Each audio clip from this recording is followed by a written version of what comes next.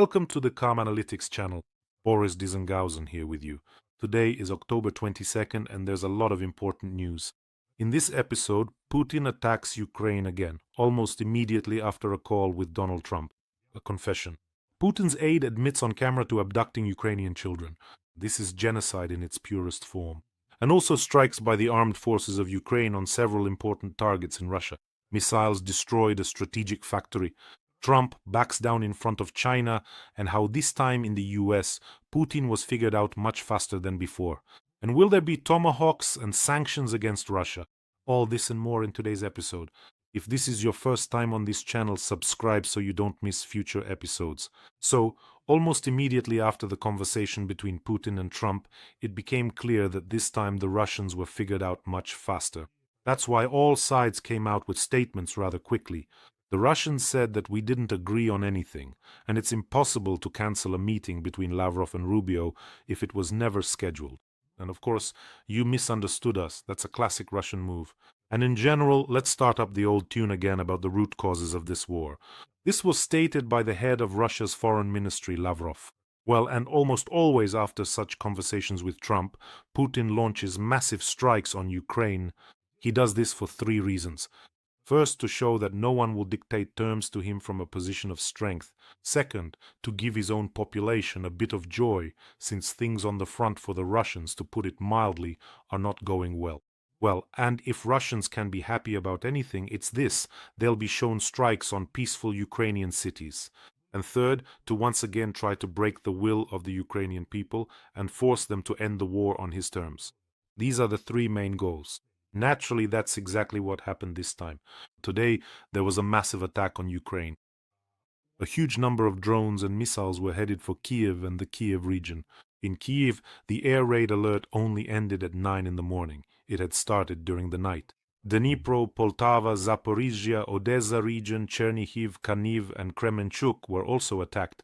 So in general, the main target is the energy infrastructure facilities. In other words, Putin once again wants to leave Ukraine without electricity, without heat, to break their will. And with this massive shelling, Putin once again sent a big message to Donald Trump. Unfortunately, there are casualties after this attack, including children. In the Kyiv region, as a result of the shelling, a mother born in 1987, her 6-month-old daughter and her 12-year-old niece were killed. That is, they moved from Kiev to the region, hoping that in a village it would be calmer, that the alarms wouldn't sound so often, and they wouldn't have to run to shelters as frequently. But unfortunately, even their room in a private house took a direct hit. My condolences to those who lost loved ones today, and to those who were injured, wishing a speedy recovery. And in Kiev as well, there were strikes on several apartment buildings at once. And in the morning, a Russian drone strike, actually 3 drones, hit a kindergarten in Kharkiv. After a night of massive attacks, thank God, all the children were evacuated and are now in shelters. They were rescued from there. According to preliminary information, many are experiencing acute stress reactions. In general, I remember well, I don't know how anyone can look at these images and still give Putin more time, still talk about 1,000 people dying every day.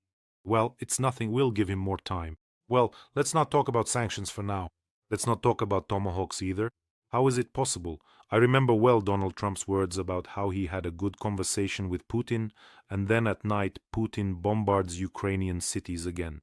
Trump himself admitted that he had a good talk with Putin, and then Putin strikes Ukrainian cities again. So, did they have a good talk this time too? So, are we going to use some Trump cards again, to use Donald Trump's language? Maybe Tomahawks or maybe some Russian assets could already be transferred to Ukraine, which Ukraine could use to buy long-range weapons? Or are we just going to watch and observe from the sidelines a bit longer? So maybe the war will just end on its own by itself. Maybe there's a specific number of kindergartens, hospitals or schools that Putin has to hit with missiles or Shaheds. Otherwise, I can't see a single rational explanation for why he's being allowed to keep doing this.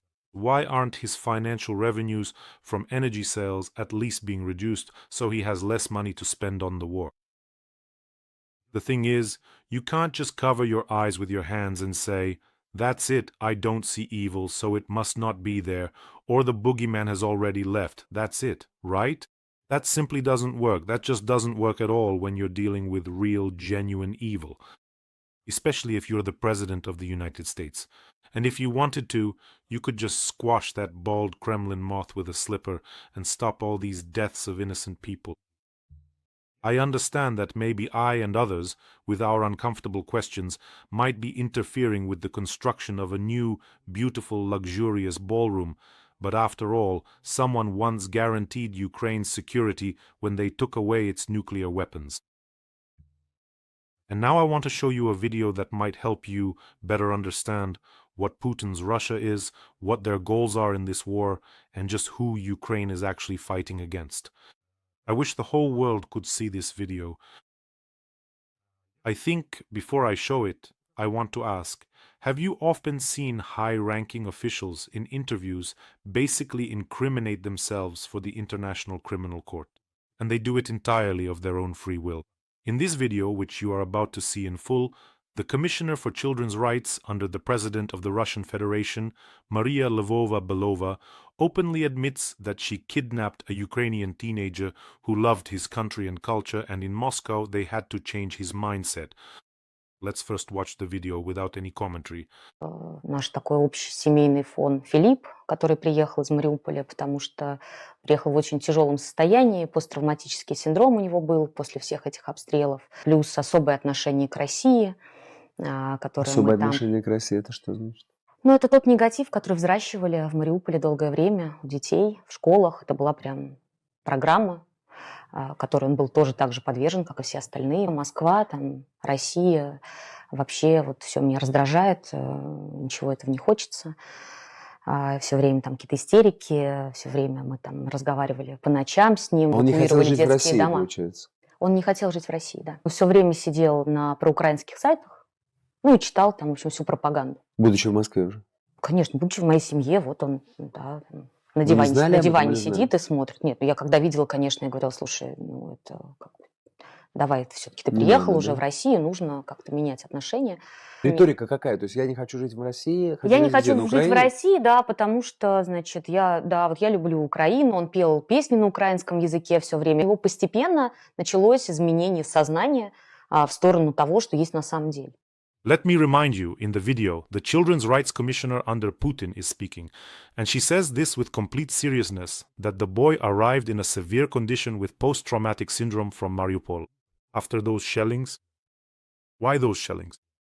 Let's be specific. What kind of shellings were those? Who attacked Ukraine? Who leveled his native Mariupol to the ground? And the host asks her, so he didn't want to live in Russia, is that right? She says, yes, he didn't want to. When we brought him to our family in Moscow, he would sit on the couch and look at Ukrainian websites. He said, I don't want to live in Russia because I love Ukraine. And that needed to be changed. She herself has said enough for The Hague, let me remind you. She already has an International Criminal Court warrant for illegal deportation, for kidnapping Ukrainian children. Just like Putin has been issued the same warrant. So this is pure Nazism what they're doing. Well, can you imagine that? So they took a child who sang Ukrainian songs, visited Ukrainian websites, said, I don't want to live in Russia, and started to break his mind. They took him into their family. Let me remind you, they are living there now. With that very same Orthodox oligarch Malofeev, this is Lvova-Belova, and they're with him. They live there, and this is the very same person who also financed illegal armed groups in Donbass. So it's basically a family business there. What Maria Lvova-Belova is doing and openly saying in this video is, by legal and historical standards, classic genocide. These are Nazi practices of forced assimilation. She can't not know this. She can't be unaware of the convention, the UN Convention on Genocide. Let me remind you, Article 2 of the Convention explicitly states that genocide includes not only killing, but also the forcible transfer of children from one group to another group with the intent to destroy that group as such. So the abduction itself, and this re-education of children of another nationality, is already an act of genocide. It is precisely this article that covers what Putin is doing, and this Lvova-Belova as well. And she sits there calmly telling the camera how she stole a Ukrainian child and is breaking their mind. Just so you understand, according to various estimates, do you know how many Ukrainian children have been illegally deported? About 20,000. And the Russians, by the way, used to say, "We never stole any Ukrainian children." Recently, Melania Trump said that they managed to return 8 Ukrainian children. That is, Russia gave back 8 children back home to Ukraine. And by doing so, they already admitted that these were stolen children. But no one would take children from Russian families and send them to Ukraine, right? So this is essentially the same Lebensborn, what Hitler and Himmler did, a program that lasted 10 years, from 1935 to 1945. That is, Hitler and Himmler created a network of homes where they selected racially valuable children from occupied countries. Poland, Czechoslovakia, Yugoslavia, the USSR. Children were forcibly taken to the Reich, renamed, given new names, forbidden to speak their native language, and taught to hate their regions, their peoples, How is what Russia is doing now any different? The way they Germanized Polish children, as they called it, erasing Polish identity and raising them as Germans. Well, this is exactly the same thing. The Soviet Union, the same thing, genocide of entire nations. I, who was born in Crimea, know very well how, literally in just 3 days from history, how literally in 3 days Stalin deported from Crimea almost 200,000 Crimean Tatars. They were put into freight cars, into cattle cars, and sent off to the countries of Central Asia. And they only returned after many, many decades. Many died along the way, for weeks. Imagine, you're riding in a cattle car for a week somewhere with small children, pregnant women, the elderly. So it was the same thing. You know, I remember, well, by the way, the Baltic countries were deported in exactly the same way, to erase, to destroy national identity. This is exactly what Putin wants to do to Ukraine now. I remember it very well. How the Crimean Tatars began returning en masse to their homeland in Crimea. Back then, well, how old was I? It was the early 90s. I was about 10 or 12. I was riding in a car with my grandfather to Simferopol, and there was a field along the road, and there were piles, mountains of construction bricks. And I asked my grandfather what's going on. He said, "These are the Crimean Tatars returning to their land." I asked, "Why is this happening?" Do you know why? Because they couldn't wait for all the bureaucratic permissions for their land to be returned to them, for permission to build. They just dumped the bricks like that, wherever they could, as they returned to their land. That's how much they wanted it. They dumped the bricks and built small houses right there in the fields, without any utilities. Only later did they get everything connected. They wanted so much to return to their homeland and build there. I was shocked at the time. Then some law enforcement officers were sent to them there. They put up a tough resistance against them. So in short, they were returning to their land. That's how it was. The Crimean Tatars. Putin, by the way, is continuing Stalin's work. Now he is carrying out repressions against the Crimean Tatars in Crimea after the occupation. So basically it's exactly the same thing all over again. Several representatives of the Crimean Tatar people studied with me at university. But they were very serious people. They were. They understood that if they had to return by force, then something was clearly wrong. The environment was still hostile at that time, that's true. But they were always very hospitable with their wonderful cuisine. In Crimea, well, I think those who have been there know.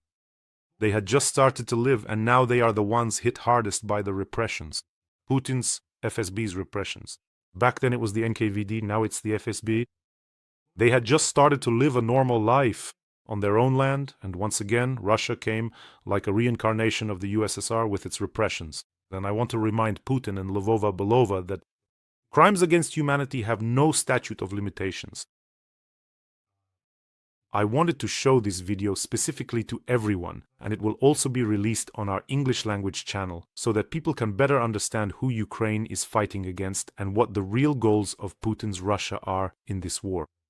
Globally, the goal was to destroy and erase the identity of Ukrainians, to erase it completely, because they believe that Ukraine as a nation does not exist. Ukraine is a fictional country. He talks about this all the time. Remember how he starts with the Pechenegs, the Polovtsians, Rurik, and so on. And he leads to the conclusion that Ukraine is a made-up country. So here's a trick question. I always ask it to Putin's supporters. So, if Ukraine is a fictional country, then who has been handing out beatings to the Russian army here in Ukraine for the 4th year in a row? And who made it so that already more than 1,000 Russian occupiers have been killed or wounded in this war? Who are these made-up people, tell me? It's exactly about those who are handing them out. Let me remind you, friends, we have an important fundraiser for the legendary Azov, the Special Forces Sniper Unit of the Azov Brigade. They are raising money for DJI Matrice 4 Tango reconnaissance drones. This is for the first Azov Corps they are defending in the Pokrovsky direction, and they have addressed us directly to our channel and our viewers. I ask you, please watch it. Слава Україні! Ми загін снайперів спеціального призначення бригади Азов. Звертаємося до Бориса Тизенгаузена та його спільноти за допомогою. Для виконання спеціальних задач наш загін потребує розвідувальних дронів. Будемо вдячні кожному і кожній. Слава нації! Let's help our warriors, our defenders. And I have always said that all the hatred towards the attacks on Ukraine, towards the deaths of civilians and children, is best converted into support for our defenders. Believe me, a Special Forces sniper unit from the Azov Brigade with reconnaissance drones will avenge everyone, and it will hurt the Russians very, very much. The link to donate is in the description of this video, and there's also a donation link in the comments. There are mono, private, and PayPal options for those who want to help from abroad. And a huge thank you to everyone around the world who is helping Ukraine. Your contribution to supporting Ukraine and to Ukraine's victory is very, very important. I always thank you both on my own behalf and on behalf of our fighters. By the way, friends, one of our previous fundraisers for the 3rd Assault Brigade, which we also successfully completed together, so our fighters from the 3rd Assault Brigade sent us a short video. Take a look at it. Вітаю, друзі! Ми військовослужбовці батальйону безпілотних систем 3-ї окремої штурмової бригади. Дякую Борису Тизенгаузену, дякую вам, глядачам його ютуб-каналу, за те, що зібрали нам на 5 отаких чудових дронів Матріс 30Т. Які допомагають нам нищити ворога завдяки цим чудовим дронам. Цих дронів вистачить нам надовго, вони є багаторазовими. I keep saying it, together we are a great force. Every voice matters. Join our community, support independent journalism, and help us bring you the truth from Ukraine. Become a member of Ukraine today. Join us now. Meanwhile, Ukraine continues to heroically resist and put up a worthy fight against the occupiers. As usual, we begin by focusing on the most effective and impactful sanctions. These are the coordinated strikes carried out by the Armed Forces of Ukraine, the Security Service of Ukraine, and the main intelligence directorate on important and high-value Russian targets. And for a long time, we've been waiting for the moment when not only drones would start flying in and sending their regards to Russian factories and oil refineries, and now that time has come. A strike was carried out on the Bryansk chemical plant with missiles, including Storm Shadow, which managed to get past Russian air defenses. This was reported by the General Staff of the Armed Forces of Ukraine. By the way, it seems that Flamingo missiles also hit the site. So, the Bryansk chemical plant, named after the 50th anniversary of the USSR, as it's officially called, is a Rostec Kontur enterprise specializing in gunpowder, explosives, and components for rocket fuel. In short, it's a highly explosive facility by nature, and some very explosive gifts landed there. The strike basically destroyed the plant. So the strike on the Bryansk chemical plant is strategic, because gunpowder, explosives, and rocket fuel are exactly the bottleneck for the production rates of artillery shells and rockets. In other words, hitting such key points is a blow to the entire ammunition supply chain. And that's not all. Today there was even a strike on Makhachkala, hitting Dagnefte product, the Dagestan oil products facility. The precision was just surgical. Take a look at this video and observe carefully how they managed to take out one of the most important and essential purification units at this oil depot facility. Watch this very closely. Right here, in this exact spot, there you go, just like that. Did you see how it happened? And let me remind you, this is the coast of the Caspian Sea, more than 1,000 kilometers from the front line. It's also important to note that the main purpose of this plant is to supply and store fuel for the Caspian Fleet's naval base. And of course, to refuel the Russian occupiers' military vessels. They process about 1 million tons annually. But that's not all.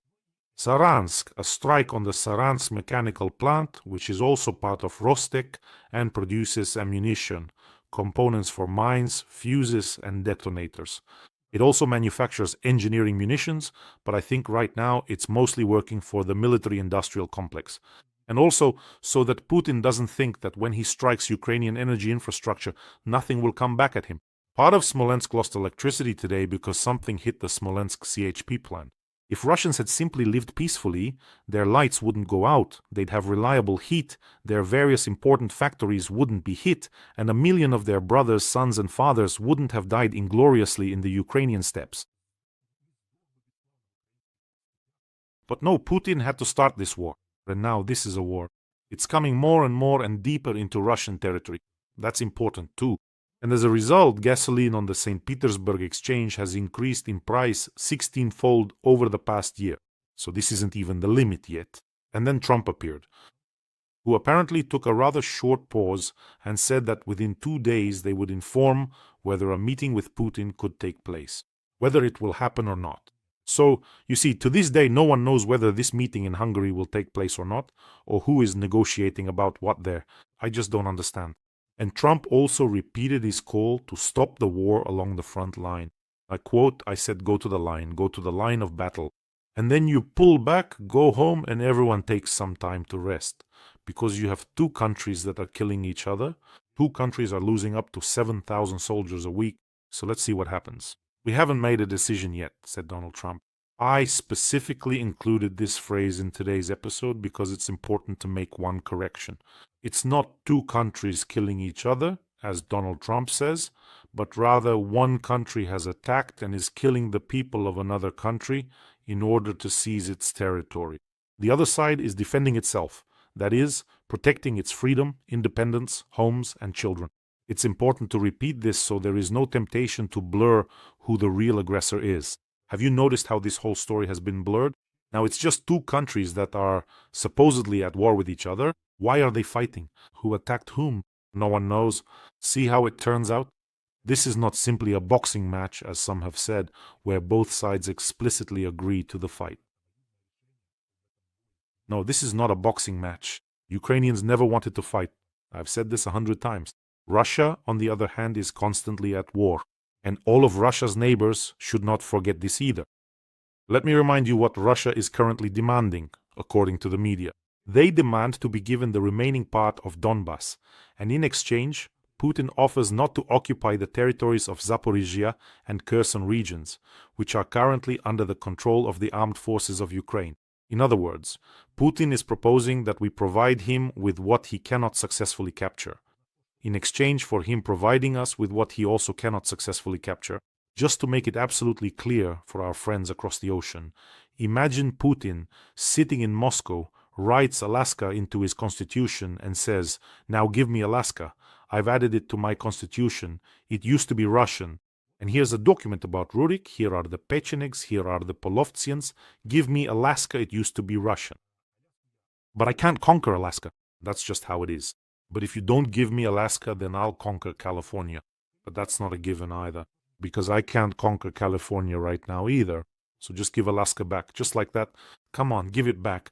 And by the way, Trump told journalists, why did you think that a meeting with Putin in Budapest would be a waste of time? I never said that. He really didn't say that. What he said was, I want to know the situation before the meeting and whether I even need to fly there or not. As for I never said that, I'll keep quiet about the 24 hours. Although I didn't keep quiet, as you can see, sometimes that happens too.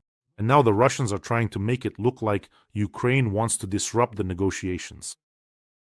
No, Ukraine and European leaders have made an absolutely clear statement. We support Trump's initiative, a halt to hostilities along the line of contact and a ceasefire after that. So now Putin has to somehow wriggle out of it and come up with a reason why he doesn't want to, can't, or shouldn't go to Hungary to meet with Trump. Because if he just sits down with Trump like that, Trump will say, okay, I have 2 points. A halt along the front line and a ceasefire. Yes or no? Is that possible? It's possible. And before that, before flying, Marco Rubio and Lavrov still have to discuss this agenda between themselves. So this time, spinning tales about the Pechenegs won't work. It feels like this time Trump figured out pretty quickly that they were trying to fool him. Well, by the fifth time you probably understand it better than the first, right? And now they're coming up with all sorts of excuses in Russia. For example, Lavrov says that first the root causes of this war need to be addressed. The most interesting thing, really the most interesting thing, is that nowhere, not on the president's website, nor in any official speech by Lavrov, Zakharova, or Medvedev, that, well, Ethel Berserker, nowhere will you find a list, point by point, of the root causes of the war in Ukraine. It's a tactic so that later they can add something in or take something out. There's simply no need to name them. And then there's the claim on Russian propaganda channels that someone wants to assassinate Putin in Hungary. This is just kindergarten stuff at this point. Half the world would gladly get their hands on Putin's throat, and as for Ukrainians, every single one of them would definitely want to do it. By the way, friends, don't forget to subscribe to this channel. Let's see how many of us there are who, upon seeing the news that Putin has gone to hell, would immediately pop open a bottle of champagne, even if we don't drink. So subscribe, and let's see how many of us there are. And don't forget to get your sane friends to subscribe too. And the situation regarding sanctions against those who buy Russian oil and gas has become a bit clearer. Trump will not impose tariffs on China over purchases of oil from Russia. He stated that he does not plan to introduce these additional tariffs against China in connection with their oil purchases. I want to be kind to China, Donald Trump told reporters in yesterday's broadcast. I talked about how China trapped the United States in a resource trap with rare earth metals and how in September China began tightening the screws on the supply of these important elements. I have a feeling that the real kindness toward China actually lies in this very trap that China unfortunately has set so skillfully. I've already said that autocracies have one undeniable advantage. They can plan decades ahead. It's different in democracies. One political force comes, another goes, and the direction changes. Now let's go for green energy. No, let's go back to coal and gas. Now it's green again, and so on. China, on the other hand, can plan in 30-year increments. But this once again shows, by the way, that properly implemented sanctions and monitoring their enforcement really can deprive Putin of the ability to continue this war. You just need the will and to make the right political decision. A just political decision. Although, as I say just and political now, I realize, where do these two concepts actually intersect? Well, in the oil rehab center where those addicted to Russian oil are undergoing rehabilitation, everything is stable. Hungary will challenge the EU Council's decision to refuse Russian gas in the European Court, said Hungary's Foreign Minister Szijjártó. Go ahead, argue, complain, sure. Complain to Sportlotto right away. Or better yet, complain to the UN. It's at moments like this that I'm glad the UN is just an organization of restless nations. It can't stop a war. It can't kick Putin and Russia out of its ranks. Go ahead, complain to the UN. That's a guarantee that everything is just fine. You can also write to the Justice League while you're at it. By the way, Orban doesn't want to challenge the EU Council's decision to refuse Russian gas, but rather his own country's membership in the European Union. I mean, complaining to the EU about an EU decision is just downright brazen, don't you think? And as for you, friends, take care of yourselves, take care of your loved ones, subscribe to this channel, and let's support our legendary Azov. Let me remind you, the details are in the description of this video. We've already passed more than half of our fundraising goal. We're making good progress. Let's show our support.